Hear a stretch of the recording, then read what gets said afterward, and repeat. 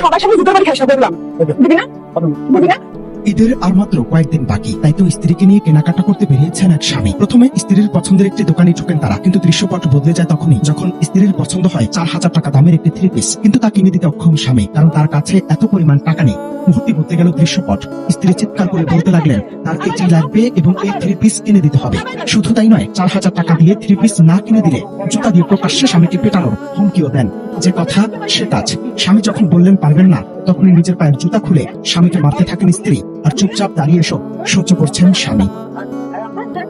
শুনতে একেবারে অবাস্তব মনে হলেও সত্যি। প্রথমে ভিডিও দৃশ্যপট বিশ্লেষণ করলে দেখা যায় একটি দোকানে স্ত্রীর 4,000 টাকা দামের একটি 3 পিস পছন্দ হয়, কিন্তু মধ্যবিত্ত স্বামীর পকেটে সেই পরিমাণ টাকা না থাকায় তিনি পোশাকটি কিনে দিতে অপারগতা প্রকাশ করেন, আর তাতে মুহূর্তের মধ্যে বদলে যায় দৃশ্যপট। ক্ষোভে ফেটে পড়ে সবার সামনে চিৎকার করেন স্ত্রী এবং এক পর্যায়ে নিজের পায়ের জুতা খুলে স্বামীকে প্রকাশ্যে পেটাতে শুরু করেন হাজারো মানুষের সামনে।